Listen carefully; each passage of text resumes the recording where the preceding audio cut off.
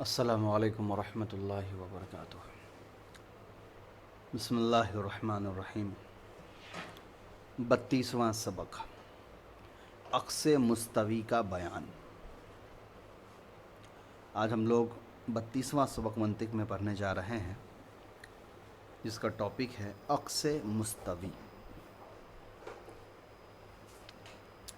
دیکھو، عکس کا مطلب ہوتا ہے الٹا، مستوی مطلب ہوتا ہے بالکل برابر، ایک جیسا۔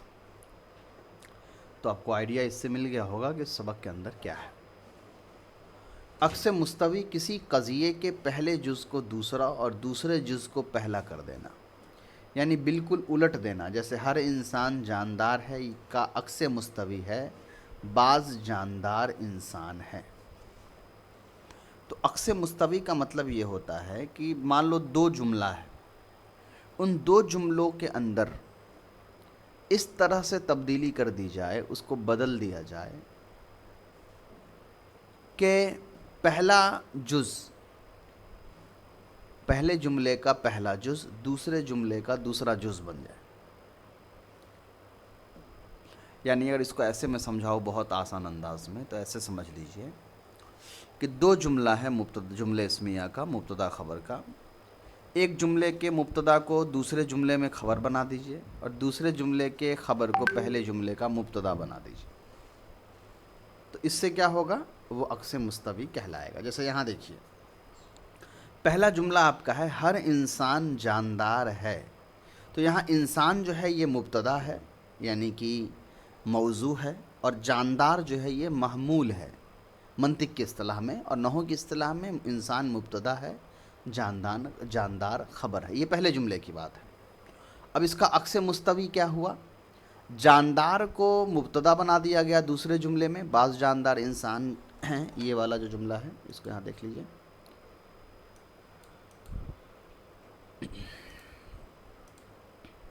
یہ والا جو جملہ ہے اب یہاں کیا ہوا؟ پہلے جملے میں انسان ایک نمبر پہ ہے، جاندار دوسرے نمبر پہ ہے۔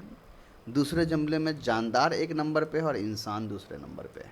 تو یہ کیا ہو گیا؟ ریورس کر دیا گیا۔ اسی کو کہا جاتا ہے عکس مستوی، یعنی موضوع کو محمول اور محمول کو موضوع کے اندر تبدیل کر دینا۔ اب تھوڑی بہت سائیڈ میں بھی تبدیلی ہوتی ہے، جیسے یہاں پہ ہر انسان تھا، اس کو بدل کر کے بعض کر دیا گیا، تو یہ ہو گئی سائیڈ والی تبدیلی۔ مگر اصل عکس مستوی کیا ہے؟ اصل عکس مستوی یہی ہے کہ مبتدا کو خبر سے اور خبر کو مبتدا سے تبدیل کر دینا۔ چلیے، اس کے بعد آگے کہہ رہے ہیں کہ عکس مستوی کے لیے دو باتیں ضروری ہیں۔ عکس مستوی کے لیے دو باتیں کا ہونا ضروری ہے۔ پہلا، صدق کا باقی رہنا، یعنی اگر پہلا قضیہ سچا ہے یا سچا مانا گیا ہے، تو جو دوسرا اس کا الٹا ہے وہ بھی سچا ہی ہو یا سچا مانا جا سکے۔ دوسرا ہے کیف کا باقی رہنا، یعنی کیفیت، یعنی اگر پہلا قضیہ موجبہ ہے تو دوسرا اس کا جو الٹا ہے وہ بھی موجبہ ہو، اور اگر پہلا سالبہ ہے تو دوسرا بھی سالبہ ہی ہو۔ تو کیا مطلب ہوا؟ دو باتیں یاد رکھنے کی ہے۔ وہ دو باتیں کون کون سی ہے؟ پہلا یہ کہ جن دو جملوں کے درمیان، اصل میں دو جملوں کے درمیان تو عکس ہوتا نہیں، ایک ہی جملہ بدل کے دوسرا بنتا ہے۔ تو اگر مان لیا جائے کہ مثبت جملہ ہے، تو اگر ہم اس میں عکس کریں گے بھی تو وہ جملہ مثبت ہی ہونا چاہیے، منفی نہیں ہوگا۔ الٹنے کا مطلب مثبت کو منفی بدل دینا نہیں ہوگا۔ الٹ پھیر صرف موضوع اور محمول یا مبتدا خبر کے اندر ہوگا۔ تو پہلی صورت یہ بیان کی گئی کہ پہلا جملہ اگر مثبت ہے، عکس کرنے کے بعد بھی مثبت ہی ہونا چاہیے۔ جیسے ہر انسان جاندار ہے، بعض جاندار انسان ہیں، تو یہاں دونوں جملہ مثبت ہے، دونوں میں ایک بات کو صحیح مانا گیا ہے۔ یا پھر دونوں منفی ہو، جیسے ہر انسان جاندار نہیں ہے اور بعض جاندار انسان نہیں ہے۔ یہاں کیا ہوا؟ یہاں بھی دونوں جملے ہیں، دو جملے بنے لیکن دونوں میں منفی ہے۔ تو یہ یاد رکھنا ہے کہ عکس سے پہلے اور عکس کے بعد جو جملہ ہے وہ دونوں یا تو مثبت ہو یا وہ منفی ہو۔ دوسری صورت کہی گئی کیفیت کو باقی رہنے کے لیے، कैफियत को बाकी रहने का मूजिबा सालिबा यानी मुस्बत मनफी जो यहाँ है, और सच्चा झूठा, देखिए दोनों मैंने आपको नहू के टर्म से समझाया, मुस्बत और मनफी, है ना। मंतिक में मुस्बत और मनफी एक अलग बहस होती है, और ख़बर को सच्चा या झूठा मानना एक अलग बात होती है। तो आप ऐसे समझ लीजिए कि ये दो सूरतें हमेशा अक्स के अंदर बाकी रहनी चाहिए। पहला, जुमले से जो खबर आ रही है, अगर वो अक्स से पहले खबर सच्ची है तो अक्स के बाद भी खबर सच्ची हो, यानी अगर वो जुमले खबरिया है तो अक्स के बाद भी जुमले खबरिया हो, और अगर अक्स से पहले जुमले इंशाइया है तो अक्स के बाद भी जुमले इंशाइया हो। ये पहली सूरत है। और दूसरा, अगर अक्स से पहले जुमला मुस्बत है तो अक्स के बाद भी जुमला मुस्बत है, और अगर अक्स से पहले जुमला मनफी है तो अक्स के बाद भी जुमला मनफी रहेगा। ये दो कैफियत आपको याद रखनी है। अब ये दो चीज़ जब समझ गए, अब आगे हमको ये समझाया जाएगा कि फिर अक्स करते कैसे हैं। तो अब इसके लिए दो बातें ज़रूरी हैं। तो अब जब ये दो ज़रूरी बातें हम समझ गए हैं तो चार कायदा याद रखिए अक्स के लिए। पहला कायदा क्या है? मोजिबा कुल्लिया का अक्स मुस्तवी मोजिबा जुज़इया है। यानी पहले ऊपर हम कैद समझ में आ गए हैं कि अक्स से पहले अगर जुमला मोजिबा है तो अक्स के बाद भी जुमला मोजिबा ही है। तो मोजिबा का अक्स जो है वो सालिबा नहीं बनेगा, यानी मुस्बत का अक्स मनफी नहीं बनेगा, दोनों जुमला मुस्बत ही होना चाहिए। फिर अक्स कैसे होगा? तो अक्स होगा कुल और जुज़ के अंदर। अगर एक कज़इया के अंदर कुल्ली हुक्म लगा है तो दूसरे कज़इया के अंदर जुज़ई हुक्म लगेगा। जैसे एक कज़इया में आप देख रहे हैं हर इंसान जानदार है, तो ये कुल्ली हुक्म है हर, और उसका अक्स बना बाज़ जानदार इंसान है, तो बाज़ जो है ये जुज़ई है। तो यहाँ देख रहे हैं अक्स से पहले कुल था, अक्स के बाद जुज़ हो गया। दूसरा आपका क्या है? मूजिबा जुज़इया का अक्स मुस्तवी मूजिबा जुज़इया ही आएगा। अब कह रहे हैं कि अच्छा चलो मान लो कि दूसरा पहला जो जुमला है जिसका हम अक्स करना चाह रहे हैं वो जुज़इया है, तो अब क्या होगा? तो क्या जुज़इया का हम अक्स कुल्लिया कर देंगे? तो कह रहे नहीं, यहाँ पे वो बदल नहीं हो पाएगा। यहाँ पे अगर मोजिबा जुज़इया है तो अक्स के बाद भी वो मोजिबा जुज़इया ही रहेगा, उसको कुल्ली नहीं करेंगे। जैसे बाज़ इंसान जानदार हैं, बाज़ जानदार इंसान है, दोनों जुमले की शुरुआत बाज़ से हुई है। तीसरा, सालिबा कुल्लिया का अक्स मुस्तवी सालिबा कुल्लिया है। जैसे जुज़इया का जुज़इया ही होगा वैसे ही कुल्लिया का कुल्लिया ही होगा। जैसे कोई इंसान पत्थर नहीं है, कोई पत्थर इंसान नहीं है, दोनों जुमलों में कोई का जिक्र है। और चौथा, सालिबा जुज़इया का अक्स मुस्तवी हर जगह लाजिमी तौर से नहीं आता है। मूजिबा मूजिबा का हो गया, मूजिबा जुज़इया हो गया, मूजिबा कुल्लिया हो गया, सालिबा कुल्लिया हो गया, सालिबा जुज़इया बचा। तो सालिबा जुज़इया के बारे में कह रहे हैं कि आम तौर पर हर जगह इसका अक्स होता नहीं है, कभी हो भी सकता है, कभी नहीं भी हो सकता है। चलिए, इसके बाद आपका तमरीन है, इसको देख लीजिए। फिर आपका है 33वां सबक। 33वां सबक में सवाल जवाब है, इसको आप खुद हल कर लीजिए, ये ज़्यादा आपके लिए अच्छा रहेगा। एक कॉपी में लिख लीजिए और एक एक करके डेफिनेशंस पूरा किताब से मिला लीजिए। उसके बाद हम आते हैं 34वां सबक, कयास का बयान। हुज्जत की 3 किस्में हैं। हुज्जत मतलब होता है कोई बात की दलील, कोई बात साबित हो जाना। तो हुज्जत की 3 किस्में हैं, कयास, इस्तकर और तमसील। कयास, इस्तकर और तमसील, उसमें से कयास का बयान हम यहाँ आगे आज पढ़ने जा रहे हैं। कयास क्या है? 2 कज़ियों से बनी हुई वो बात जिसके मानने पर खुद ब खुद एक और कज़िया मानना पड़े। जैसे हर इंसान जानदार है और हर जानदार जिस्म वाला है। ये 2 कज़िये हैं, अगर कोई इनको मान ले तो इसको ज़रूर ये मानना पड़ेगा कि हर इंसान जिस्म वाला है। बस वो 2 कज़िये तो कयास हैं और तीसरी बात कयास का नतीजा है। तो कयास क्या होता है? बड़ा आसान अंदाज में समझ लीजिए। कोई ऐसा 2 जुमला जो एक साथ अगर जमा हो जाए तो एक तीसरा जुमला खुद ब खुद क्रिएट हो जाए। سب سے آسان انداز میں قیاس کو ایسے ہی یاد رکھ سکتے ہیں کہ دو جملہ جن کو آپس میں اگر ایک جگہ جمع کر دی جائے تو تیسرا جملہ اپنے آپ کریٹ ہو جاتا ہے۔ مثال کے طور پر میں یہ کہوں کہ زید سنیچر کو گھر آتا ہے، اور یہ پہلا جملہ ہو گیا، زید سنیچر کو گھر آتا ہے، یہ پہلا جملہ۔ اور دوسرا جملہ میں بول رہا ہوں آج سنیچر ہے، تو یہ دو جملہ ہو گیا۔ اب جب آپ ان دو جملوں کو ملائیں گے تو تیسرا ایک جملہ اپنے آپ بن جائے گا کہ آج زید آ رہا ہے۔ کیوں؟ کیونکہ آج سنیچر ہے اور سنیچر کو زید آتا ہے۔ تو یہ جو دو جملہ میں نے پہلے بولا کہ زید سنیچر کو گھر آتا ہے اور آج سنیچر ہے، یہ دو جملہ ہو گئے قیاس۔ اور یہ جو تیسرا جملہ نکلا کہ زید آج آئے گا، یہ ہو گیا نتیجہ۔ چلیے اب قیاس کے سلسلے میں کچھ باتیں یاد رکھیے، کچھ اصطلاحات کو یاد رکھیے۔ پہلا ہوتا ہے اصغر۔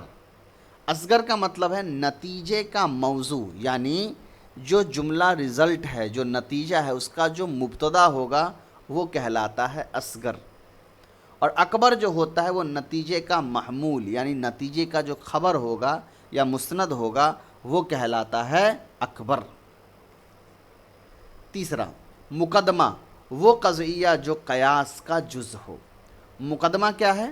مقدمہ کہتے ہیں اس مین پارٹ کو جو دونوں جملوں میں جس پر قیاس کی جا رہی ہے۔ جیسے ہر انسان جاندار ہے، یہ پہلا مقدمہ ہے، اور ہر جاندار جسم والا ہے، یہ دوسرا جملہ ہے۔ تو ان دونوں جملے کے اوپر ہی تو مقدمہ چلایا گیا نا، انہی دونوں جملے کو سامنے رکھ کر کے ہم کو بات نکالیں، تو یہ دو جملہ جو ہیں وہ اصل کے معنی میں آ گئے۔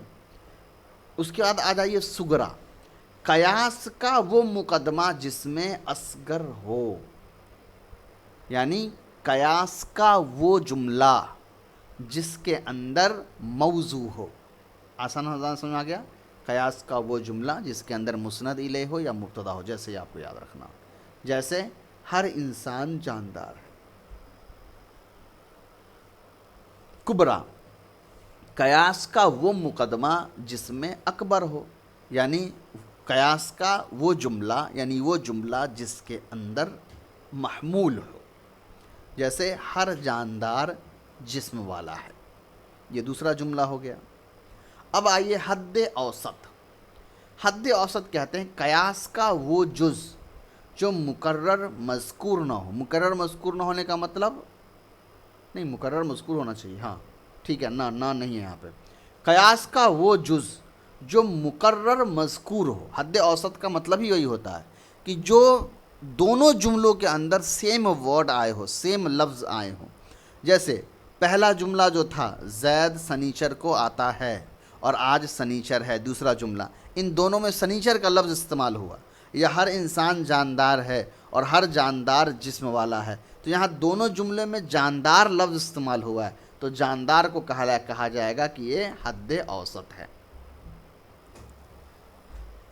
اس کے بعد آ جائیے چلیے نتیجہ نکالنے کا طریقہ یہ ہے کہ حد اوسط کو حذف کر دو، یعنی جو ریپیٹیو ورڈ ہے اس کو ہٹا دیجئے، جو باقی رہے تو نتیجہ نکالنے کا طریقہ یہ ہوگا کہ دونوں جملے میں سے، یعنی اکبر اور اصغر، ان دونوں میں سے حد اوسط کو نکال دیجئے، اس کو بچ کر جو جملہ بنے گا وہ بن جائے گا نتیجہ۔ اب ہے 35واں سبق، قیاس کی 4 شکلیں۔ 4 الگ الگ صورتوں میں قیاس ہوتا ہے۔ پہلا شکل قیاس۔ شکل قیاس کی وہ حیت ہے جو حد اوسط کے اصغر و اکبر کے پاس ہونے سے حاصل ہوتی ہے، اور شکلیں 4 ہیں۔ شکل قیاس کا مطلب ہوتا ہے کہ جو نتیجہ نکلتا ہے اصغر اور اکبر میں جو حد اوسط ہے اس کو لینے سے یا اس کو نکال دینے سے یا اس کو سامنے رکھ کر کے کوئی نتیجہ نکالنے، یعنی اکبر اور اصغر کو دیکھ کر کے جو نتیجہ نکلے گا وہ 4 طریقے سے وہ نتیجہ نکل سکتا ہے۔ چلیے پہلی شکل وہ ہے جس میں حد اوسط صغرا میں محمول اور کبرا میں موضوع ہو۔ اب یہ بڑا انٹرسٹنگ ہے، اس کو یاد رکھیے۔ 2 جملے ہیں صغرا اور کبرا۔ اب ان دو جملوں کے اندر حد اوسط ہوگا کیونکہ دونوں جملوں میں وہ کامن ورڈ ہے، لیکن یہاں پر انٹرسٹنگ یہ ہے کہ ایک جملے میں حد اوسط مبتدا بن رہا ہے یا موضوع بن رہا ہے، موضوع بن رہا ہے، اور دوسرے جملے میں حد اوسط خبر بن رہا ہے یعنی کہ محمول بن رہا ہے۔ میں بار بار نحو صرف کے اصطلاحات کو اور منطق کے اصطلاح کو ساتھ بول رہا ہوں تاکہ آپ کنفیوز نہ کریں اور آسانی سے سمجھیں۔ تو پہلی شکل کیا ہے کہ حد اوسط صغریٰ میں موضوع ہو یا محمول ہو اور کبریٰ میں موضوع ہو یا محمول ہو، وہ ڈیپینڈ کرے گا، یعنی دونوں میں فرق ہونا چاہیے۔ پہلے جملے میں چلیے، تو پہلی شکل یہ ہے کہ حد اوسط صغریٰ میں اگر موضوع ہے تو کبریٰ میں محمول ہوگا، اور اگر صغریٰ میں محمول ہے تو کبریٰ میں موضوع ہوگا، یعنی حد اوسط الگ ہوگا۔ ایک جملے میں مبتدا ہوگا تو دوسرے جملے میں خبر ہو جائے گا۔ مثال دیکھ لیجئے، جیسے ہر انسان جاندار ہے، یہ صغریٰ ہو گیا، اور ہر جاندار جسم والا ہے، یہ کبریٰ ہو گیا۔ ہر انسان جسم والا ہے، یہ نتیجہ ہو گیا۔ اب یہاں غور سے دیکھیے، پہلا جملہ ہر انسان جاندار ہے، یہاں موضوع انسان ہے۔ دوسرا جو جملہ ہے ہر جاندار، یہاں ہم کو حد اوسط دیکھنا ہے پہلے، تو یہاں ہر انسان جاندار ہے اور ہر جاندار جسم والا ہے، اس میں حد اوسط کیا ہے؟ تو حد اوسط ہے جاندار۔ تو جاندار جو ہے پہلے جملے میں محمول ہے اور دوسرے جملے میں ہر جاندار پہلے آ گیا، موضوع ہے، تو فرق ہو گیا۔ دوسری شکل وہ ہے جس میں حد اوسط صغریٰ اور کبریٰ دونوں میں محمول ہو، یعنی سیم ہو، یعنی صغریٰ اور کبریٰ دونوں جملوں میں حد اوسط جو ہے وہ خبر کی جگہ پہ آ گیا ہو، جیسے ہر انسان جاندار ہے اور کوئی پتھر جاندار نہیں ہے۔ ان دونوں کبریٰ صغریٰ میں جو جاندار کا لفظ ہے وہ محمول ہی بن رہا ہے۔ چلیے، تیسری شکل کیا ہو سکتی ہے؟ وہ ہے جس میں حد اوسط صغریٰ اور کبریٰ دونوں میں موضوع ہو۔ ظاہر سی بات ہے، تیسری شکل یہ ہوگی کہ دونوں میں جو ہے حد اوسط مبتدا کی جگہ پہ آ گئے، جیسے ہر انسان جاندار ہے اور بعض انسان لکھنے والے ہیں، بس بعض جاندار لکھنے والے ہیں۔ نتیجہ کیسے نکلتا ہے یہ آپ کو پتہ ہی ہے، حد اوسط ہٹا دیجیے، نتیجہ نکل گیا۔ اور چوتھی شکل ہے وہ ہے جس میں حد اوسط صغریٰ میں موضوع اور کبریٰ میں محمول۔ معافی چاہتا ہوں، بار بار اس کو سٹاپ کرنا پڑ رہا ہے، بچی آ جا رہی ہیں۔ چوتھی شکل وہ ہے جس میں حد اوسط صغریٰ میں موضوع اور کبریٰ میں محمول ہو، اس کا اوپر والے جملے کا جسٹ الٹا، جیسے ہر انسان جاندار ہے اور بعض لکھنے والے انسان ہیں۔ یہاں ایک میں انسان موضوع ہے، دوسرے میں انسان جو ہے وہ محمول ہے، اور یہاں انسان حد اوسط ہے، اس کا نتیجہ میں حد اوسط میں سے انسان نکال دیجئے، بعض جاندار لکھنے والے ہی، یہ نتیجہ نکل کر کے آ گیا۔ تو پوری بات سمجھ میں آ گئی، قیاس کیا ہے؟ صغریٰ ایک جملہ، کبریٰ دوسرا جملہ، حد اوسط دونوں، صغریٰ اور کبریٰ دونوں میں جو عام بات ہے وہ نتیجہ کیسے نکلے گا؟ کبریٰ اور صغریٰ میں جو حد اوسط ہے اس کو نکال دیجئے، نتیجہ نکل گیا۔ چلیے، اس کا تمرین ہے، اس کو آپ خود کر لیجئے، ایک میں بنا دیتا ہوں تاکہ آپ کو آسانی ہو جائے۔ دیکھ لیجئے، ہر انسان ناطق ہے اور ہر ناطق جسم والا۔ پہلے دیکھیے، پہلا ہو گیا صغریٰ، دوسرا ہو گیا کبریٰ، ناطق یہ ہو گیا حد اوسط، ناطق کو نکال دیجئے۔ ناطق کو جب نکال دیجئے گا تو ہو جائے گا ہر انسان جسم ہے یا ہر جسم والا ہے، بات ختم۔ کتنا آسان تھا۔ چلیے، اب آئیے 36واں سبق، قیاس کی قسمیں۔ قیاس کتنی قسم کا ہوتا ہے؟ تو قیاس کی دو قسمیں ہیں، قیاس استثنائی اور قیاس اقترانی۔ قیاس استثنائی اور قیاس اقترانی۔ قیاس استثنائی وہ قیاس ہے جس میں نتیجہ یا نقیض نتیجہ مذکور ہو، جیسے جب سورج نکلا ہوا ہو تو دن موجود ہوگا، یہ ہو گیا صغریٰ، لیکن سورج نکلا ہوا ہے، یہ ہو گیا کبریٰ، تو دن موجود ہے، یہ ہو گیا نتیجہ۔ اس قیاس میں نتیجہ بے عینی مذکور ہے، اور جب سورج نکلا ہوا ہوگا تو دن موجود ہوگا صغریٰ، لیکن دن موجود نہیں ہے کبریٰ، پس سورج نہیں نکلا ہوا ہے، یہ نتیجہ ہے۔ اس قیاس میں نتیجہ کی نقیض یعنی سورج نکلا ہوا مذکور ہے۔ تو قیاس استثنائی کا مطلب ہوتا ہے وہ قیاس کہ جہاں کبرا یا صغرا ان دونوں میں سے کسی ایک جملے میں نتیجہ آلریڈی لکھا ہوتا ہے لیکن شرط کے ساتھ ہوتا ہے. جیسے اگر زید سنیچر کو آتا ہے، اگر سنیچر کا دن ہوگا تو زید آئے گا، یہ ہو گیا پہلا جملہ.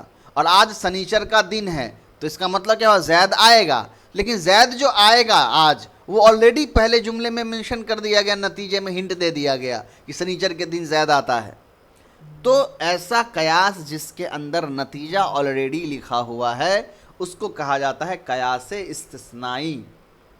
آگے دیکھیے، قیاس استثنائی کی ترکیب ایسے دو قضیوں سے ہوتی ہیں جن میں پہلا قضیہ شرط ہوتا ہے اور دوسرا حملیہ، اور دونوں کے درمیان حرف استثناء لیکن آتا ہے، اس لیے اس کو استثنائی کہتے ہیں. جیسا کہ میں نے ابھی شروع میں کہا کہ یہ ایسا قضیہ ہوتا ہے، ایسا قیاس ہوتا ہے کہ یہاں پہلے جملے کے اندر شرط لکھا ہوتا ہے اور دوسرے جملے کے اندر شرط کا عوض، یا آپ آسان انداز میں یہ مان لیجئے کہ اس کے جزا کو لکھا جاتا ہے.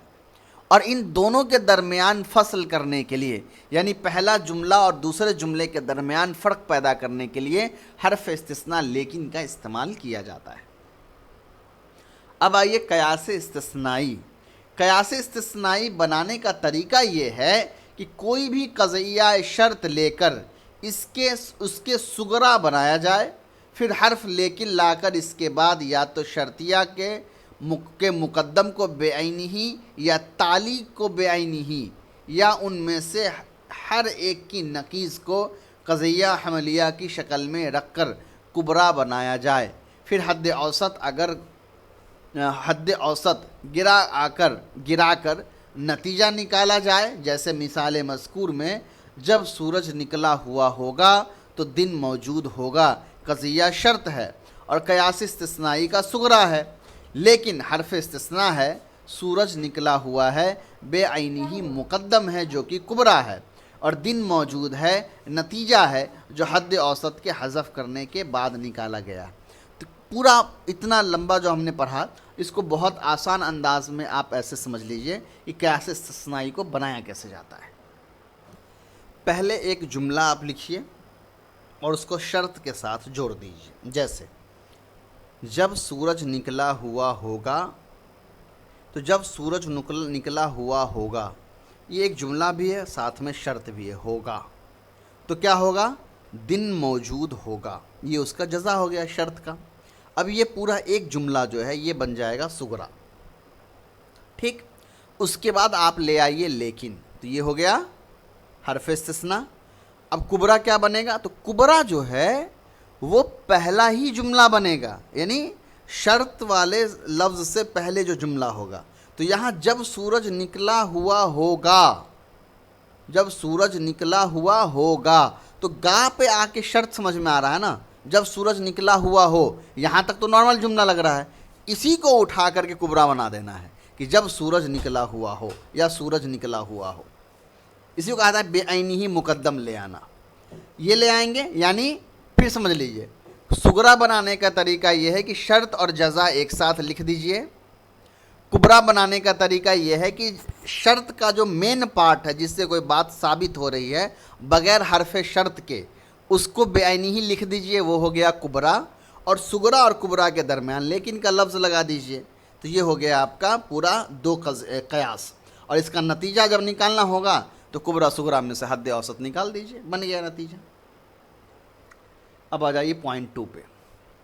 قیاس اقترانی، یہ وہ قیاس ہے جس میں نتیجہ بے عینی ہی یا نتیجہ کی نقیض مذکور نہ ہو. یعنی اس کا جسٹ الٹا استثنائی کا، جملے کے اندر نتیجہ نہیں لکھا ہوتا ہے، نتیجہ ہم کو پہچاننا پڑتا ہے، بنانا پڑتا ہے الگ سے، اور نہ اس میں حرف لیکن ہو.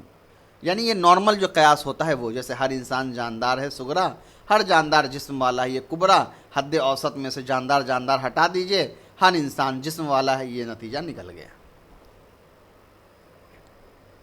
فائدہ دیکھ لیجئے. قیاس اقترانی میں نتیجہ کے اجزاء الگ الگ تو مذکور ہوتے ہیں مگر پورا نتیجہ بے عینی ہی یا اس کی نقیض مذکور نہیں ہوتی ہے، نہ اس میں حرف لیکن ہوتا ہے. اس وجہ سے اس کو اقترانی کہتے ہیں. اقتران کے معنی ہے ملنا، اس قیاس میں صغرا کبرا ملے ہوئے ہوتے ہیں لیکن کا فصل نہیں ہوتا ہے، اس لیے اس کو اقترانی کہا جاتا ہے۔ آسان ہے، سمجھ میں بھی آ گیا اس کو اقترانی کیوں کہتے ہیں، کیا مسئلہ ہوتا ہے۔ اب آ جائیے 37واں سبق 37، استقرا کا بیان۔ استقرا کے لغوی معنی ہیں جائزہ لینا، تلاش کرنا، جستجو کرنا، اور اصطلاحی معنی ہیں کسی کلی کی جزئیات کا جائزہ لینا، اور جب ہر جزئی میں کوئی خاص بات ملے تو کلی کے تمام افراد پر اس خاص بات کا حکم کر دینا۔ جیسے دلی کا رہنے والا، یہ ایک کلی ہے، اور دلی میں رہنے والے سب لوگ اس کے جزئیات ہیں۔ کسی نے ان کا جائزہ لیا تو معلوم ہوا کہ ہر ایک عقل مند ہے، پس اس نے کلی حکم لگا دیا کہ دہلی کے رہنے والے عقل مند ہیں، تو یہ استقرائی حکم ہے۔ استقرا کیا ہوتا ہے؟ استقرا کا مطلب یہ ہے کہ آپ نے کلی، ایک لفظ، ایک جملہ ہے جو کلی ہے، یعنی سب کو لیے ہوئے ہے، کامن ہے، جنرل جملہ ہے۔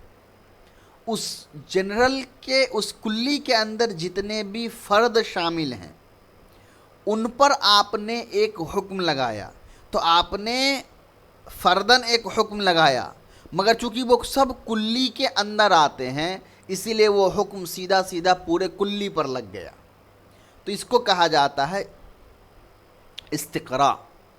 بات سمجھ میں آئی؟ مثال یہاں جو دی گئی وہ سمجھ میں آنے والی بھی ہے۔ دلی کا رہنے والا، اور ایک بات ہے کہ ہر ایک عقل مند ہے، تو دلی کا رہنے والا ہر ایک عقل مند ہے، تو یہاں کیا ہوا؟ دلی پورا کا پورا کل دلی ہے، اور اس میں ہم نے ہر ایک کا لفظ لگا کر کے یہ بات ثابت کر دیا کہ دلی کے رہنے والے ہر ایک فرد پہ جزئی طور پر بھی یہ حکم ثابت ہو رہا ہے، فردن، اور کلی طور پر جو ہے سارے جو لوگ دلی کے اندر موجود ہیں ان پر حکم ہو رہا ہے۔ یعنی گھما پھرا کے بات یہی ہے کہ وہ ہے تو پیکج، لیکن اس پیکج کے اندر جتنے بھی لوگ ہیں سب اس حکم کے اندر شامل ہیں۔ بات سمجھ میں آ گئی؟ چلیے، استقرا کا حکم۔ استقرا یقین کا فائدہ نہیں دیتا ہے، ظاہر سی بات ہے نہیں دے گا، اس لیے کہ ممکن ہے دلی کا رہنے والا کوئی آدمی ایسا بھی ہو جو عقل مند نہ ہو اور اس شخص کی تلاش میں نہ آیا ہو۔ البتہ اگر کسی کلی کے افراد محدود ہوں، ہر فرد کا جائزہ لے کر کوئی حکم لگایا جائے تو وہ قطعی ہے، جیسے اہل حق کا یہ فیصلہ ہے کہ تمام صحابہ کرام رضی اللہ عنہم اجمعین روایت حدیث میں معتبر ہیں۔ اب استقرا کا حکم سمجھیے۔ استقرا کا حکم معتبر نہیں ہوتا ہے، سیدھا بات ہے، یقین کا فائدہ نہیں دیتا ہے، اس لیے کہ ممکن ہے کہ جب آپ کسی کل کے سارے افراد پر حکم لگا رہے ہیں، ہو سکتا ہے کہ اس گروپ میں کچھ ایسے بھی لوگ ہوں جن پر وہ حکم صادر نہ آتا ہو۔ ممکن ہے دلی کا رہنے والا کوئی ایسا بھی آدمی ہو جو عقل مند نہ ہو، تو یہ یقین کا فائدہ نہیں دے گا۔ ہاں، اگر کوئی دلیل ایسی مل گئی جس سے یہ بات ثابت ہو گئی کہ ہم نے جو یہ کلی حکم سارے فرد پر لگایا ہے وہ سارے معتبر ہیں یا ویسے ہی ہیں، تب ان کو قبول کیا جائے گا۔ صحابہ ایک کلی لفظ ہے، اور صحابہ کے اندر جتنے بھی فرد ہیں، مان لو اگر 1,25,000 صحابی ہیں تو جتنے بھی فرد ہیں وہ سب معتبر ہیں، حدیث کی روایت ان سے قبول کی جائے گی۔ چلیے، اس کے بعد ہے آپ کا 38واں سبق، تمثیل کا بیان۔ تمثیل کے لغوی معنی ہے مشابہت دینا، ایک جیسا ہونا یا بتلانا۔ یہ بلاغت کے اندر بھی بڑا اچھا بحث ہے اس کا، انشاءاللہ دروس البلاغت کے اندر پڑھیں گے آپ۔ اور اصطلاحی معنی ہے جب کسی خاص جزئی میں کوئی بات ملے اور سوچنے سے اس کی وجہ بھی معلوم ہو جائے، پھر وہی وجہ ایک دوسری جزئی میں بھی پائی جائے، پس اس میں بھی وہی بات ثابت کرنا تمثیل ہے۔ فقہا کی اصطلاح میں اس کو قیاس کہتے ہیں۔ اب کہیے گا کہ بھائی قیاس تو اوپر ہم الگ پڑھ کے آئے تھے، تو دیکھیے یہاں منطق میں آپ نے جو قیاس پڑھا یہ علم الکلام سے تعلق رکھتا ہے، ہماری عام بول چال بات چیت سے، اور یہاں جو کہا کہ فقہا اصول فقہ کے اندر جو قیاس ہے وہ اصل میں تمثیل ہے، کہ ایک حکم پہلے سے موجود ہے اس کے اندر سے ایک علت نکالی جائے اور وہ علت سامنے رکھ کر کے کسی نامعلوم حکم کے اندر نامعلوم مسئلے کے اندر وہ علت فٹ کیا جائے اور اس سے ایک نتیجہ اور مسئلہ نکالا جائے. یہ آپ پڑھیں گے اصول فقہ کے اندر، قیاس کیا ہے، نتیجہ قیاس کیا ہوتا ہے، اور قیاس کیا، مقیس علیہ اور مقیس کیا ہے، وہ سب آپ اصول فقہ کے اندر پڑھیں گے، یہاں نہیں. جیسے قرآن پاک میں یہ حکم ہے کہ شراب حرام ہے، غور کرنے سے یہ معلوم ہوا کہ اس کی وجہ نشہ آور ہونا ہے. یہی وجہ بھانگ، افیم، چرس، گانجے میں بھی پائی گئی تو ان میں بھی حرام ہونے کا حکم لگ گیا. تو یہاں علت کیا ہے؟ نشاور ہونا. اچھا، یہاں بھی وہ ذکر ہو ہی گیا. اصل جو ہے وہ کہلاتا ہے مقیس علیہ، پہلی چیز جس میں حکم ملا ہے. تو حکم کس چیز میں ملا ہے؟ حرمت کا، حرام ہونے کا حکم کس کو ملا؟ شراب کو. فروع کہتے ہیں وہ نیا مسئلہ جس کے بارے میں ہم کو پتہ کرنا ہے کہ اس میں کیا حکم لگائیں گے، جیسے بھانگ، چرس، سگریٹ وغیرہ. تو یہ ہو گیا فروع، یا پھر آپ کہہ دیجئے مقیس. اور علت کیا ہے؟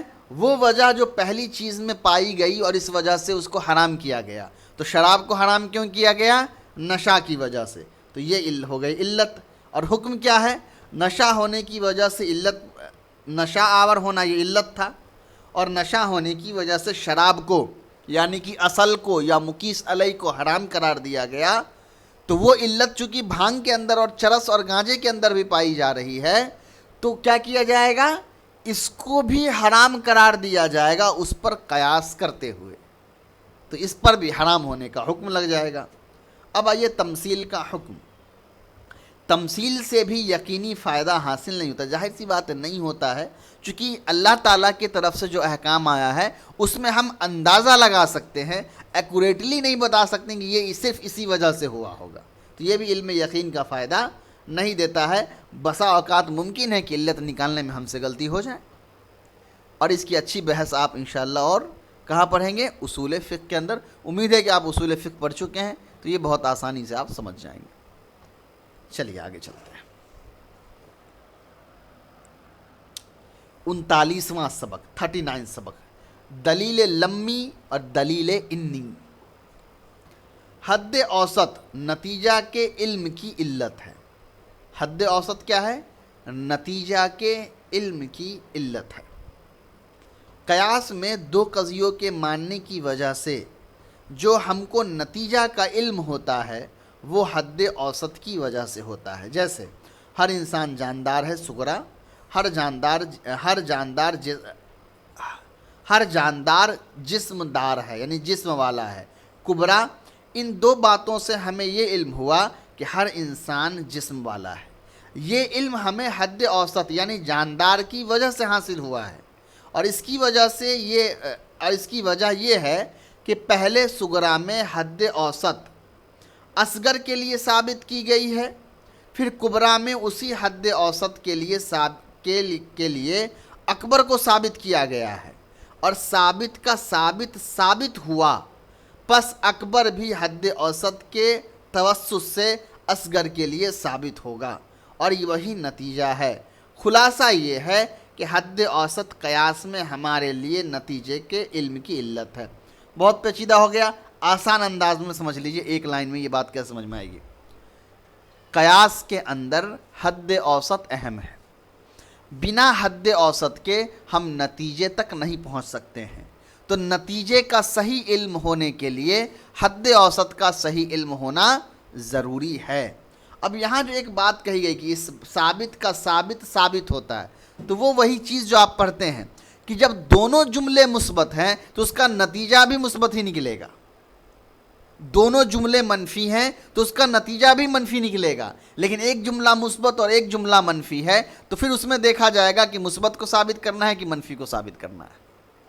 چلیے، جیسے آپ میتھ میں پڑھتے ہیں نا، پلس پلس پلس ہوا، مائنس مائنس پلس ہوا، اور پلس مائنس پھر مائنس ہو گیا. وہی اصول یہاں بھی ہے کہ دو مثبت جملے ہوں گے تو نتیجہ مثبت نکلے گا، دو منفی جملے ہوں گے تو نتیجہ منفی نکلے گا، اور ایک مثبت اور ایک منفی جملہ ہے تو وہاں پھر دیکھنا پڑے گا.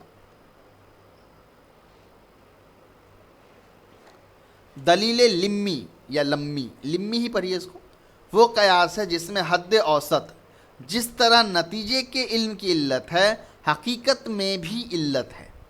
جیسے زمین دھوپ والی ہے صغرا اور ہر دھوپ والی چیز روشن ہے کبرا، تو یہاں دھوپ ہونا، دھوپ والی، یہ ہو گیا آپ کا حد اوسط۔ نتیجہ کیا نکلے گا؟ زمین روشن ہے۔ اس قیاس میں حد اوسط دھوپ والی ہے، اسی کے توسط سے یہ بات بھی معلوم ہوئی کہ زمین روشن ہے۔ اسی طرح حقیقت میں بھی دھوپ والی ہونا روشن والی ہونے کی علت ہے۔ تو یہاں کیا کہہ رہے ہیں؟ دلیل لمی کا مطلب یہ ہوتا ہے کہ حد اوسط جیسے نتیجے کے لیے نتیجے کا علم دیتا ہے، حقیقت میں بھی وہ علت بھی بنتا ہے۔ دو جملوں کے درمیان، یا اس کو سمجھنے کے لیے قیاس والا یاد رکھے گا، مکیس مکیس علیہ اور مکیس، ایک اصل ہے یعنی جس کا اصول حکم ہم کو معلوم ہے، اس کے اندر جو حد اوسط ہے وہ اصل میں علت بھی ہوتا ہے اور حقیقت بھی ہوتا ہے، اور جو فروع ہے اس کے اندر جو علت ہم سیٹ کر رہے ہیں وہ اس کی حقیقت ہوتی ہے۔ اسی وجہ سے جب نتیجہ نکلتا ہے تو حد اوسط اگر نہیں بھی ہوتا ہے پھر بھی ہم کو جو جملہ ہوتا ہے وہ صحیح ملتا ہے اس علت کے ہونے کی وجہ سے۔ تو بہت آسان انداز میں آپ ایسے یاد رکھ لیجئے کہ حد اوسط ہی حقیقت کسی جملے کی حقیقت ہوتی ہے یا اس کی علت ہوتی ہے۔ الگ الگ اصطلاح جب استعمال ہوتا ہے تو وہ الگ الگ چیز بنتی ہے، مگر وہ ایک ہی چیز ہے، الگ الگ جملے میں نام بدل جاتا ہے۔ کسی جملے میں وہ علت کے طور پہ آتا ہے، کسی جملے میں وہ حد اوسط کے نام سے جانا جاتا ہے، کسی جملے میں وہ حقیقت کے نام سے جانا جاتا ہے۔ اور اسی کو انہوں نے ایک الگ مثال میں ایک الگ انداز میں سمجھایا ہے، بہت اچھے انداز میں، کہ دیکھیے پہلا جملہ ہے زمین دھوپ والی ہے، دوسرا جملہ ہے ہر دھوپ والی چیز روشن ہے۔ اس میں سے دھوپ والی ہٹا دیجئے تو ہو گیا زمین جو ہے وہ روشن ہے۔ لیکن جب آپ نے حد اوسط ہٹا دیا، جو کہ اصل میں علت بھی ہے کہ ہر دھوپ والی چیز ہے تو وہ روشن تو بنے گی، تو حقیقت حد اوسط جو ہے وہ حقیقت بھی تو ہے نا، چونکہ ہر دھوپ والی چیز جو ہوگی وہ روشن ہوگی، تو کسی چیز کے روشن ہونے کی علت دھوپ والا ہونا یہ ممکن ہے۔ تو جو بات میں نے شروع میں کہی کہ ایک ہی چیز حد اوسط، علت، حقیقت، یہ تینوں لگ بھگ ایک ہی چیز ہیں، الگ الگ جملوں میں جب استعمال ہوتا ہے تو ان کے الگ الگ معنی ہم بیان کر دیتے ہیں۔ چلیے، دلیل انی وہ قیاس ہے جس میں حد اوسط صرف نتیجے کے علم کی علت ہو، حقیقت میں علت نہ ہو، یعنی حد اوسط یہاں پر صرف نتیجہ کے لیے علت بن کے آ رہا ہو، حقیقت میں وہ جملہ یا وہ حد اوسط جو لفظ ہے وہ اس جملے کی علت نہ بن پاتا ہو، یہ ممکن ہے، بلکہ معاملہ الٹا ہو۔ جیسے دیکھیے یہ کہنا کہ زمین روشن ہے، یہ صغرا ہے، اور ہر روشن چیز دھوپ والی ہے، کبرا ہے، یہاں حد اوسط کیا ہے؟ روشن۔ روشن کو جب آپ ہٹا دیں گے تو کیا بنے گا؟ زمین دھوپ والی ہے۔ تو یہ جو نتیجہ ہے اس قیاس میں حد اوسط روشن ہونا ہے، اس کے ذریعے ہمیں یہ بات معلوم ہوئی کہ زمین دھوپ والی ہے، مگر حقیقت میں دھوپ والی ہونے کی علت روشنی نہیں ہے، روشنی تو بجلی کی بھی ہو سکتی ہے، بلکہ معاملہ الٹا ہے، کیونکہ دھوپ کی وجہ سے روشنی ہوتی ہے، روشنی کی وجہ سے دھوپ نہیں ہوتی ہے۔ بہت آسان انداز میں اس کو سمجھنا ہے تو آپ ایسے یاد رکھیے کہ کبھی کبھی ایسا ہوتا ہے، کچھ ایسے جملے بھی ہو سکتے ہیں جہاں حد اوسط سے جو نتیجہ نکلا ہے یا حد اوسط کی وجہ سے جو ہم نے علت کسی لفظ کو بنایا اور اس کو سامنے رکھ کر کے ہم نے جو نتیجہ نکالا، اس نتیجے میں حد اوسط کی حقیقت نہ پائی جائے، حد اوسط کی وہ علت یہاں کام نہ کر پائے۔ مطلب کیا ہوا؟ مطلب یہ ہوا کہ جو علت ہم نے صغرا کے اندر بنایا یا مقیس علیہ اصل کے اندر بنایا، وہ علت فروع کے اندر کام نہ کر پا رہی ہو۔ ٹھیک ہے؟ جیسے پہلا جملہ ہے زمین روشن ہے، دوسرا جملہ ہے ہر روشن چیز دھوپ والی ہے۔ تو زمین روشن ہے اور دوسرا جملہ ہے ہر روشن چیز دھوپ والی ہے، تو دوسرا جو جملہ ہے یہ حقیقت میں اتنی صحیح بات نہیں ہے. ہم ہر روشن ہونے والی چیز کی علت دھوپ والا نہیں نکال سکتے ہیں. یہاں پر دھوپ والا ہونا یہ علت نکالنا غلط ہو جائے گا، اس لیے کہ روشنی ہونے کے دھوپ کے علاوہ اور بھی دوسرے ریزنز ہو سکتے ہیں. تو یہاں پر کیا ہوا؟ یہاں پر یہ ہوا کہ ہم جو علت بنانا چاہ رہے ہیں وہ حقیقت میں ایسا نہیں ہے، بلکہ اس کا الٹا بھی ہو سکتا ہے. اور اوپر جو جملہ ہم بنا رہے تھے اس میں حقیقت میں ہی ایسا تھا، چونکہ دھوپ والا ہوگا تو زمین روشن ہوگا. بات سمجھ میں آ گئی؟ یہاں تک کوئی دقت تو نہیں ہے. سمپل آسان انداز میں یاد رکھیے کہ دلیل لمی کا مطلب ہوتا ہے جہاں نتیجہ جو ہوتا ہے یا نتیجے کے اندر جو علت ہو وہ حقیقت میں بھی اس جملے کو بیان کر رہا ہو اور وہ صحیح ہو. دلیل انی میں کیا ہوتا ہے کہ نتیجے کے اندر جو علت ہوتی ہے وہ حقیقت نہیں ہوتی ہے، اس کا الٹا بھی ہو سکتا ہے. وہ علت جو ہے وہاں پر فٹ کرنا مناسب نہیں ہوتا ہے.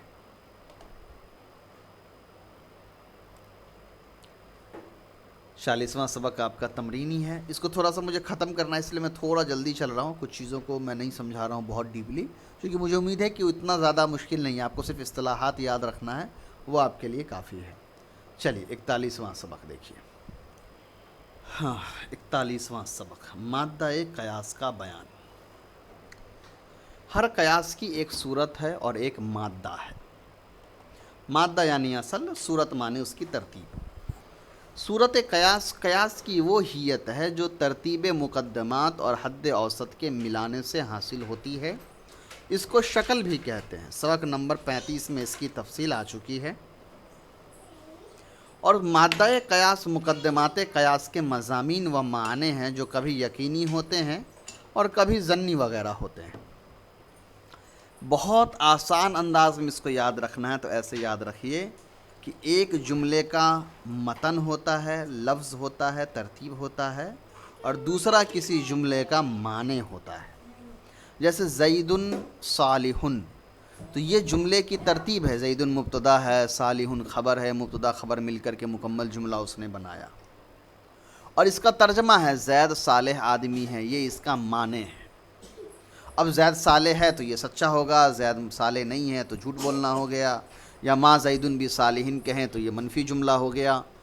تو جملے کی جو لفظی ترتیب ہوتی ہے اس کو کہا جاتا ہے صورت یا حیت. تو قیاس کی جو لفظی ترتیب ہوتی ہے، جہاں موضوع کہاں رکھیں گے، محمول کہاں رکھیں گے، مقدمات کہاں آئے گا، تالیات کہاں آئیں گے، وہ کہلاتا ہے صورت قیاس، یعنی لفظی جو ترتیب ہے جملے کی.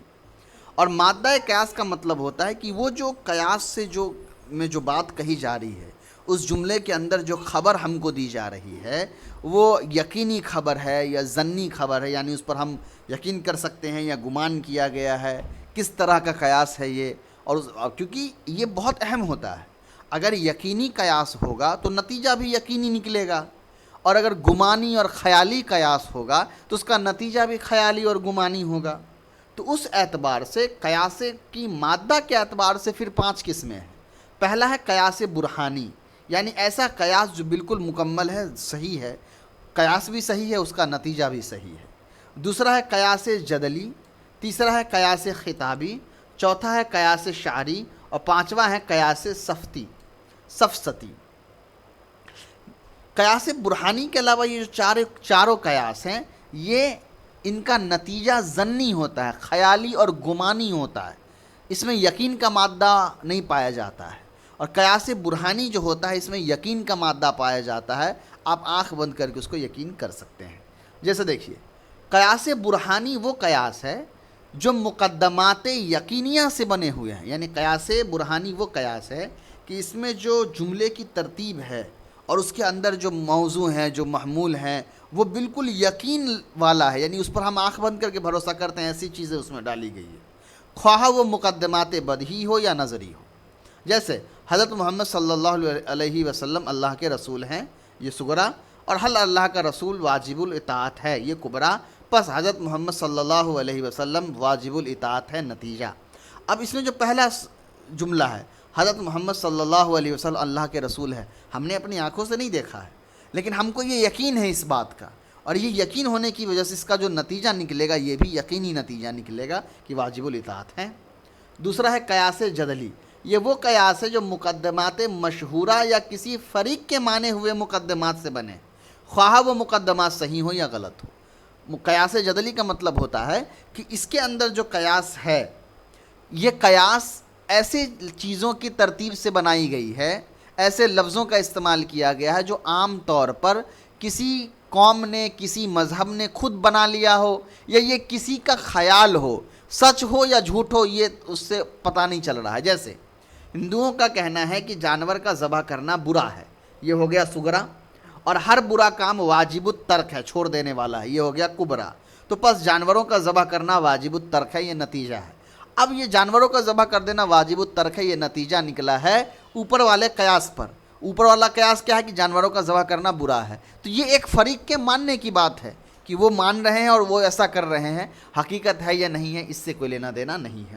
تو دونوں کل ملا کے جو بات ہے اس بحث کا وہ یاد رکھیے، جیسا قیاس ہوگا ویسا نتیجہ ہوگا۔ قیاس اگر یقینی ہے تو نتیجہ یقینی ہوگا، قیاس اگر مانی ہوئی بات ہے تو نتیجہ بھی مانی ہوئی بات ہوگی، قیاس اگر خیالی پلاؤ ہے تو نتیجہ بھی خیالی پلاؤ ہی نکلے گا، قیاس اگر جھوٹ ہے تو نتیجہ بھی جھوٹ نکلے گا۔ 45واں سبق، قیاس کے باقی کے اقسام۔ قیاس خطابی وہ قیاس ہیں جو ایسے مقدمات سے بنے جن کے بارے میں غالب گمان صحیح ہونے کا ہو، جیسے کھیتی نفع بخش چیز ہے صغرا، اور ہر نفع بخش چیز اختیار کرنے کے قابل کبرا، پس کھیتی اختیار کرنے کے قابل ہے، یہ نتیجہ۔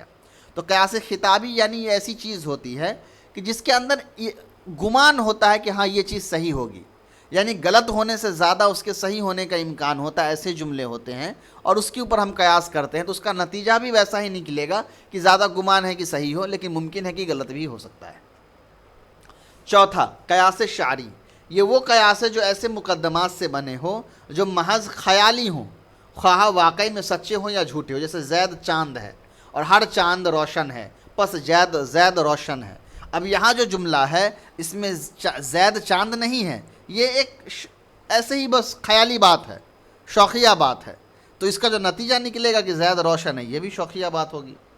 اس کا قیاس سفسطی، وہ قیاس ہے جو وہمی اور جھوٹے مقدمات سے بنے ہوئے ہوں، جیسے ہر موجود چیز اشارہ کے قابل ہے، یعنی جتنی دنیا میں جتنی چیزیں سب اشارہ کرتے ہیں، اور جو اشارہ کرتا ہے وہ جسم والا ہے، پس ہر موجود چیز جسم والا ہے۔ تو یہ بالکل غلط بات ہے، یہ جھوٹا ہے، ہر موجود چیز جسم والا نہیں ہے، ہوا کے پاس کوئی جسم نہیں ہے۔ یا دوسری مثال اس کا لے لیجیے، یا گھوڑے کے فوٹو کی طرف دیکھ کر کہا جائے کہ یہ گھوڑا ہے، ہر گھوڑا ہنہناتا ہے اسی لیے یہ گھوڑا بھی ہنہناتا ہے، تو یہ بھی ایک جھوٹ بات ہے کہ قیاس کا جو پہلا جملہ ہے کہ ہر گھوڑا یہ گھوڑا ہے، جو پہلا جملہ ہے صغرا، یہ جھوٹ ہے کیونکہ وہ گھوڑے کی تصویر ہے، وہ گھوڑا ایکچول میں نہیں ہے، تو اس کے اوپر ایکچول گھوڑے کے ہونے کی جو قید ہے ہنہنانے والا وہ ثابت نہیں ہو پائے گا۔ دیکھیے صنعت خمسہ میں سب سے معتبر صرف برہان ہے، یعنی قیاس برہانی، وہی مفید یقین ہے، باقی کوئی بھی مفید ظن ہے، کوئی کچھ بھی نہیں ہے۔ یعنی قیاس برہانی مفید الیقین ہے، یعنی اس سے جو نتیجہ نکلے گا وہ یقینی ہے۔ اس کے بعد ایک دو قیاس جو ہیں، قیاس جدلی ہو یا قیاس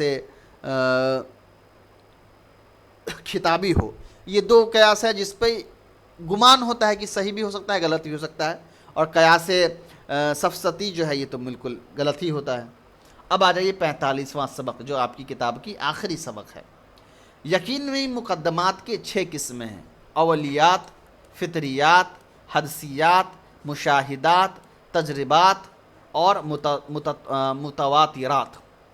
اولیات، واو پہ تشدید کے ساتھ، اولیات وہ قضایاں ہیں کہ صرف موضوع اور محمول کے ذہن میں آنے سے عقل ان کو تسلیم کر لے، دلیل کی بالکل ضرورت نہ ہو۔ جیسے کل جز سے بڑا ہوتا ہے، یعنی جز چھوٹا ہے کل زیادہ بڑا ہے، تو یہ سنتے ہی سمجھ میں آ گیا ہاں بات صحیح ہے، اس کے لیے دلیل کی ضرورت نہیں ہے، الگ سے ثابت کرنے کی ضرورت نہیں۔ تو یہ کہا جاتا ہے اولیات، اول سے بنا ہوا ہے، اولیات یعنی یہ ایسی چیز ہے کہ اول سنتے ہی سمجھ میں آ جاتا ہے کہ ہاں یہ بات ایسے ہی ہے، یعنی اس کو پورا قیاس، نتیجہ، کبرا، صغرا اور حد اوسط نکال کر کے نتیجہ نکالنا اتنی کی ضرورت نہیں ہوتی ہے، سنتے ہی سمجھ میں آ جاتا ہے کہ ہاں بات بالکل صحیح ہے۔ دوسرا ہے فطریات، وہ قضایا ہیں کہ جب ذہن میں آئے تو ان کی دلیل ذہن سے غائب نہ ہو، جیسے 4 جفت ہے 3 طاق ہے، 4 جو ہے وہ ایون نمبر ہے اور 3 جو ہے وہ آڈ نمبر ہے، تو 4 جو ہے 2 سے کٹ جاتا ہے، 3 2 سے نہیں کٹتا ہے۔ تو فطریات کے اندر ایسی چیزیں ہوتی ہیں کہ سنتے ہی آپ اس کو نتیجہ پہ ترنت پہنچ جاتے ہیں، لیکن نتیجہ پہ پہنچنے کے ساتھ ساتھ آپ کے پاس دلیل بھی ہوتا ہے۔ جیسے آپ نے 4 کے بارے میں کہا کہ یہ جفت ہے، پیئرس میں ہے، تو یہ کیسے پتہ ہے؟ کیونکہ آپ کو پتہ ہے کہ یہ 2 سے 2 2 میں بٹ جائے گا، 2 بار 2 کو الگ کریں گے تو 4 ہو جائے گا۔ تو یہ فارمولہ آپ کے ذہن میں ہے، یہ دلیل ذہن میں ہے، لیکن نتیجہ آپ بغیر دلیل کے نکل لیے تھے۔ تیسرا ہے حدسیات، وہ قضایا ہیں جن کی طرف ذہن ایک دم پہنچ جائے، صغرا کبرا ترتیب دینے کی ضرورت نہ پڑے۔ جیسے فن نحو کے ماہر سے پوچھا جائے کہ مساجد کیا ہے، تو وہ فوراً کہے گا کہ غیر منصرف ہے، جمع منتهى الجموع کا وزن ہے۔ اب کسی نحو کے جاننے والے سے پوچھے کہ مساجد کیا ہے، 1 منٹ بتا دے گا کہ یہ جمع ہے مسجد کی، غیر عاقل یہ جمع منتهى الجموع ہے، غیر منصرف ہے، اور اس کے متعلق ساری بحث اس کے دماغ میں آ جائیں گی۔ اس کو پورا وہ جوڑنے کی ضرورت نہیں ہے کہ یہ مساجد کیا بنے گا، نحو کے اندر ہے، صرف کے اندر ہے، یعنی بہت زیادہ اس کو تحقیق کرنے کی ضرورت نہیں پڑے گی۔ چوتھا ہے مشاہدات، یعنی یہ بتایا جا رہا ہے، آپ سمجھیے پہلے کہ یہ پانچوں کیا تھا۔ یہ پانچوں تھا کہ بسا اوقات انسان نتیجے پر بغیر یہ ترتیب فالو کیے ہوئے پہنچ جاتا ہے نا۔ تو اولیات جو تھا اس میں انسان نتیجے پر صرف سنتے ہی سمجھ میں آ جاتا تھا کہ وہ بالکل کامن بات ہے۔ اس کے بعد دوسرا جو تھا حدسیات، دوسرا حدسیات ہی تھا نا، فطریات، یہ بھی وہ ہے کہ جہاں انسان نتیجے پر تو پہنچتا ہے، ساتھ میں اس کی دلیل بھی ذہن میں آ جاتی ہے۔ تیسرا آپ کا حدسیات تھا، جہاں انسان کسی چیز کا بہت ماہر ہوتا ہے تو وہ اس کے لیے اولیات کے درجے میں چلا جاتا ہے کہ بس وہ سنتے ہی اس کو کامن وے میں جواب آ جاتا ہے، وہ پورے ترتیب اس کو یاد رکھنے کی ضرورت نہیں پڑتی ہے۔ چوتھا آپ کا ہے مشاہدات، یہ وہ قضایا ہے جو حواس خمسہ، یعنی ہمارے جو چھونے، دیکھنے اور محسوس کرنے کی جو طاقت ہے، جس کو 5th سینس کہا جاتا ہے، ان کے ہونے سے احساس ہوتا ہے۔ جیسے سورج روشن ہے، آنکھ کے ذریعے معلوم ہوا، ہمیں بھوک پیاس لگتی ہے جو ہمارے باطینی احساس کے ذریعے معلوم پڑتا ہے۔ تو یہ وہ چیزیں ہیں کہ اب مان لیں ہم کو پیاس لگی تو ہم کو جوڑنے کی ضرورت نہیں ہے کہ ہمارے باڈی کے اندر پانی کی کمی ہوئی تو باڈی نے پانی کی طلب کی تو ہم کو پیاس لگی، اتنا سوچنے کی ضرورت نہیں پڑتی ہے پیاس آنے وقت۔ اور پانچواں ہے تجربات، وہ قضایا ہے جو بار بار تجربے کے بنا سے معلوم ہو جائے۔ جیسے گل بنفشہ زکام کے لیے نافع ہے، یہ بات بار بار تجربے سے معلوم۔ گل بنفشہ جو ہے یہ ایک پھول ہے، اس سے سردیوں میں یوز کیا جاتا ہے۔ اس کا آپ کا چھٹا ہے متواترات، متواتر سے بنا ہوا ہے۔ متواتر آپ جانتے ہیں اصول حدیث کے اندر پڑھا ہے، کسی ایسی روایت کا اتنی بار بیان کرنا اتنی بڑی تعداد میں کہ عام طور پر اس کا جھوٹ پر اتفاق ہونا ناممکن ہے۔ جیسے قرآن پاک اللہ کا کلام ہے، حضرت محمد مصطفیٰ صلی اللہ علیہ وسلم آخری نبی ہیں، یہ بات ہم کو ایسی چیزوں سے معلوم ہوئی ہے کہ ان کو جھوٹ نہیں کہہ سکتے ہیں۔ تو یہاں پر بھی ہم کو دلیل وغیرہ دینے کی ضرورت نہیں، جیسے ہی ہم اللہ سنیں گے بس ہم مان لیں گے کہ بات ختم، پھر ہم کو دلیل کی ضرورت نہیں پڑتی ہے۔ اس کا دیا آپ کا جو پوری کتاب ہے الحمدللہ کمپلیٹ ہو گئی، یہاں سے تمرین ہے اور یہ سب تمرین کے جوابات ہیں، تو یہ تو آپ کے کرنے کے کام ہے۔ الحمدللہ بہت بہت احسان ہے اللہ کا کہ ہم لوگوں نے منطق کو آج مکمل کیا ہے، اور اللہ تعالیٰ اس کتاب کو پڑھ کر اپنی عملی زندگی میں اس سے نفع اٹھانے والا ہم کو بنائے اور دوسروں تک نفع پہنچانے والا ہم کو بنائے، اور یقیناً جس محنت اور جس روحانی کیفیت کے ساتھ یہ کتاب لکھی گئی تھی، اس محنت اور روحانی کیفیت کے ساتھ ہم نہ تو اس کتاب کو پڑھا پائے ہیں اور نہ آپ اس کتاب کو پڑھ پائے ہیں، جس کے لیے اللہ تعالیٰ سے ہم معافی بھی طلب کرتے ہیں کہ اللہ ہماری کوتاہیوں کو، ہماری غیر ذمہ دارانہ حرکتوں کو اللہ معاف کر دے، اور اس کتاب کو پڑھانے میں جو ثواب ملا اور اس کتاب کے ذریعے جو ثواب جاریہ شروع ہوا ہے، اللہ تعالیٰ ان سب کا اجر جو ہے ہم سب پڑھانے والوں اور خصوصاً اس کتاب کے جو مصنف ہیں مولانا سید احمد صاحب پرن پوری رحمۃ اللہ علیہ، ان تک بھی پہنچا کر ان کے درجوں کو بلند فرمائے۔